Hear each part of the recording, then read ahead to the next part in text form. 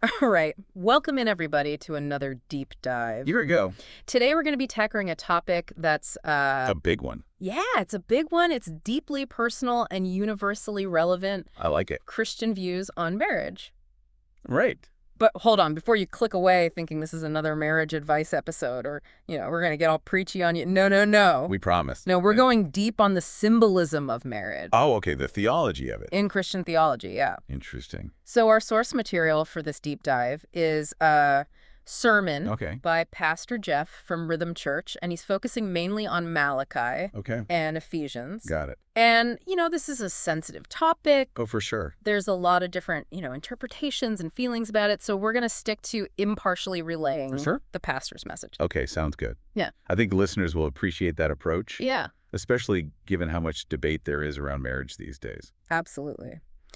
So Pastor Jeff kicks things off with this really relatable story about how he and his wife skipped premarital counseling. Oh, wow. They thought they had it all figured out, huh? Yeah, they thought they had it all figured out. Young love, all that. Yeah. But then he hits us with this question that just stopped me in my tracks. Oh, really? What was it? He says, "Are you prepared to represent God's relationship to his people through your marriage?" Oh. Talk about raising the stakes. That's a powerful way to frame it. It really makes you think about marriage differently. It does. It's not just about you and your spouse. Exactly. It's about something much bigger. And that's where the symbolism gets really interesting. The pastor dives into this Old Testament concept called cutting covenant. I've heard of that. And literally like an animal is split in half. Oh, yeah, it's pretty graphic. It's graphic, it's visceral. Yeah. And the two parties walk between the bloody house to seal the deal. It's a powerful image, isn't it? It is. And it's kind of disturbing, honestly. Yeah, I mean, why that particular ritual? Like, what's the significance of it? Right. It's not like they were short on sacrificial lambs back then. Exactly. There had to be a reason they chose that specific act. And what's even more fascinating is that in God's covenant with Abram, God himself walks through the bloody halves. Oh, wow. I didn't realize that. Yeah. So what does that symbolize? Well, the pastor points out that this symbolizes God's commitment to upholding his end of the covenant, even knowing that humans are going to mess things up. It's like he's saying, I'm in this no matter what. Yeah. And it's a powerful visual reminder of God's faithfulness. Yeah. Despite our shortcomings. That ties in beautifully with the new covenant through Christ's blood, right? Yeah. A promise kept despite our imperfections. But then he throws in this curveball that I have to admit I wasn't expecting. Oh, really? What's that? He connects the blood of the covenant to a woman's menstruation. Whoa, okay. Both symbolize readiness for a covenant, one with God, the other with a spouse. I've never heard that connection before. It's a bit unorthodox, I know. But it definitely gets you thinking about the deeper layers of symbolism at play. It's definitely a bold move. It is. He's really challenging listeners to rethink their understanding of these ancient practices. And speaking of bold moves, he then jumps into this idea that marriage is actually a reflection of Christ and the church. Okay, wait. Husband as Christ, wife as the church. Wow, that's a lot of responsibility. Talk about responsibility. And it made me immediately flip to Ephesians 5, where if you actually count them up, there are way more commands given to husbands than wives. Interesting. So what does that tell us about the husband's role in marriage? Well, it suggests a greater emphasis on the husband's role in leading the marriage. Okay. But not in the way we might typically think. Oh, how so? The pastor is very clear that true biblical masculinity is about serving and protecting. Right. Not dominating. Not dominating. And he even tackles the whole patriarchy debate head on. Oh, that's a hot topic. It is. Yeah. He says that toxic masculinity actually stems from a lack of godly masculinity. I see. So he's drawing a distinction between the two. Yes. That's really helpful. I think a lot of people struggle with that. Which makes me think about all those singles out there. Right. Trying to navigate dating and discerning what a potential spouse should be like. Remember how the pastor called out the church for needing to do a better job supporting single people? I wonder if that includes helping them understand what to look for in a partner. That's a great point, especially given the weight of this whole representing God thing. Exactly. It's a huge responsibility. It is. Yeah. And it makes you wonder if we're adequately preparing singles for that. Right. So does the pastor offer any guidance on that? What does he say singles should be looking for? Well, he does offer some specific advice for singles. Okay. So he doesn't just leave us hanging with all this heavy symbolism. No, he gets practical too. Okay. I like it. What does he suggest? What qualities should singles be looking for if they want a marriage that reflects God's love? Well, one thing he emphasizes looking for someone who embodies the fruits of the Spirit. Okay. You know, love, joy, Yeah. peace, patience, all that good stuff. Right, right, It's not just about finding someone who's attractive or successful. right. It's about finding someone who reflects the character of Christ. Yeah, it makes you think about how we often approach dating, right? Totally. We get caught up in appearances and checklists, but what about the deeper stuff? The pastor even throws in this funny line about meeting someone at the coffee cart after church. Oh, yeah. It's like he's acknowledging that finding a spouse who's also a spiritual partner isn't always easy. Right. It's a lighthearted way of saying pay attention to those around you who are actively engaged in their faith. Yeah. But then he goes on to emphasize the importance of shared values and a commitment to spiritual growth together. Okay. He's not just saying find a Christian and you're good. Right. He's talking about intentionally seeking a partner who wants to grow in their faith alongside you. That's a great distinction. It's about finding someone who challenges you to be better, not just in your relationship, but in your walk with God as well. Exactly. And that leads me to something else that struck me in the sermon. Okay. He doesn't shy away from discussing the tough stuff. He tackles the whole issue of sexual immorality head on. Yes. He's very clear that in a Christian marriage, sexual intimacy is sacred. Right. It's a beautiful expression of love within the covenant. But outside of that covenant, it becomes a distortion of God's design. Right. He even quotes 1 Corinthians where it says, whoever sins sexually sins against their own body. That verse really struck me too. It's not just about breaking rules, it's about disrespecting yourself and the Holy Spirit who resides within you. Exactly. He connects faithfulness in marriage to spiritual intimacy. Hmm. He's suggesting that when we compromise our sexual integrity, we're not just harming our spouse, we're damaging our relationship with God as well. And that brings us back to the whole idea of marriage as a representation of God's relationship with his people. If we're called to reflect his love and faithfulness through our marriage, Right. then infidelity, whether physical or emotional, becomes a direct contradiction of that representation. It is. And it highlights the weight of the commitment we make when we enter into a Christian marriage. Yeah. It's not just a personal contract.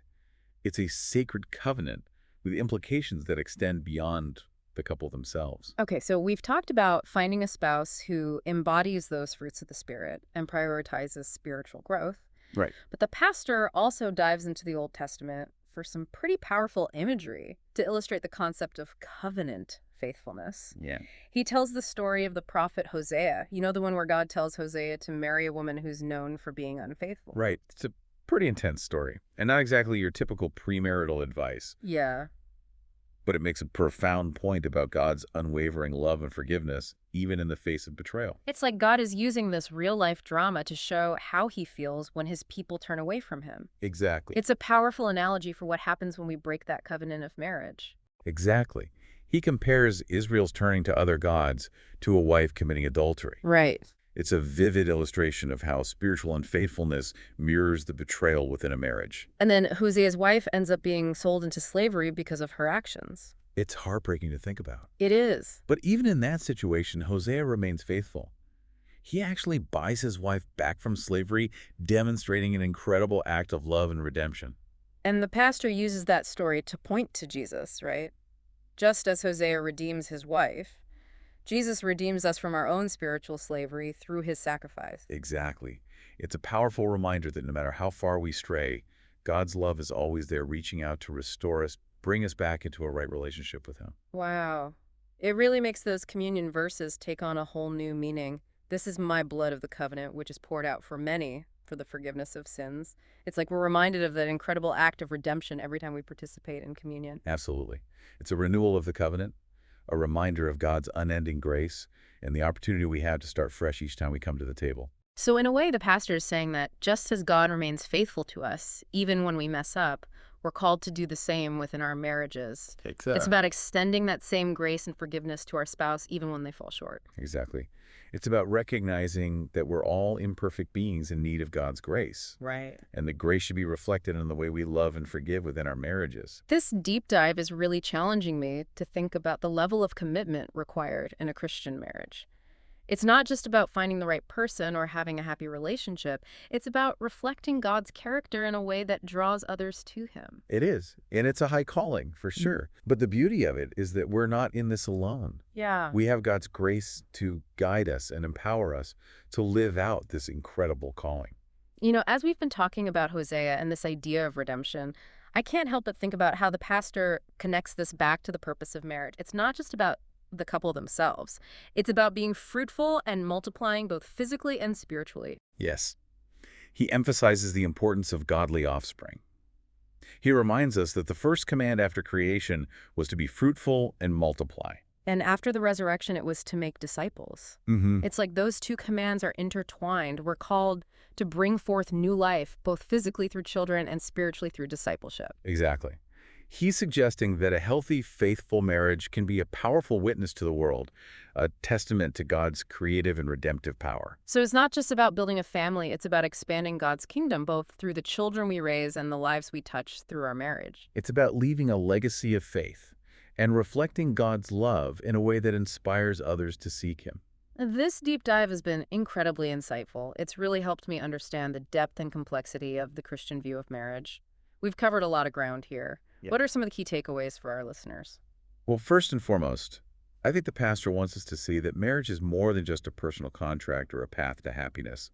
It's a sacred covenant that reflects God's relationship with his people. And that means there's a greater purpose behind it, a responsibility to represent God's love, faithfulness, and commitment through our actions and choices within the marriage. He also emphasizes the importance of both husbands and wives fulfilling their roles within the marriage. Okay. Husbands are called to lead like Christ, serving and protecting their wives, while wives are called to submit to their husbands and support their leadership. He acknowledged that these concepts can be controversial, especially in today's culture, but he urged us to consider the biblical context and the ultimate goal of reflecting God's design for marriage.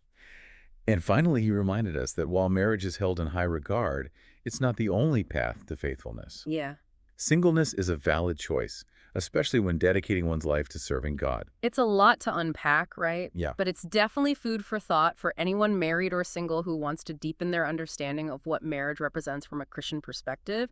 It really makes you think, about, all this and how it applies to us today. It does. And, the pastor, he ended his sermon with this powerful image that I think ties everything together. Okay. He talks about communion representing the marriage feast, Oh, wow. the wedding supper of the Lamb. Yes, that's a beautiful picture of how marriage ultimately points to a greater union. Yeah. That eternal celebration of Christ and his church. Exactly. It's like this glimpse, this foreshadowing of that eternal covenant Right. between Christ and his bride. And, when we take communion, we're not just remembering something that happened in the past. It's present. We're actually participating Yeah. in that ongoing covenant relationship. It's powerful. It's a reminder that marriage isn't just about us.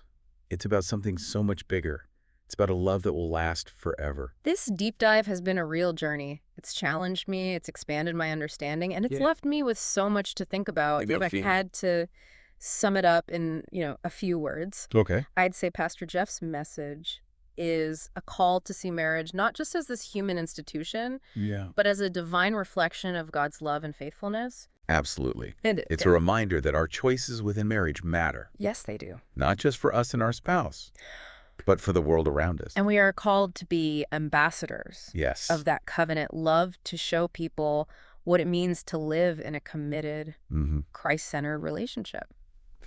So for everyone listening, whether you're married or single, Yeah. or maybe somewhere in between, I think the question we're left with is this. Yeah. How can we better reflect that covenant love Right. in our own lives? How can we make our marriages good advertisements, as Pastor Jeff put it, for the faith we profess? It's a great question, and one I think we should all be asking ourselves. It is. Thanks for joining us on this deep dive into the meaning of marriage. Absolutely. We'll see you next time.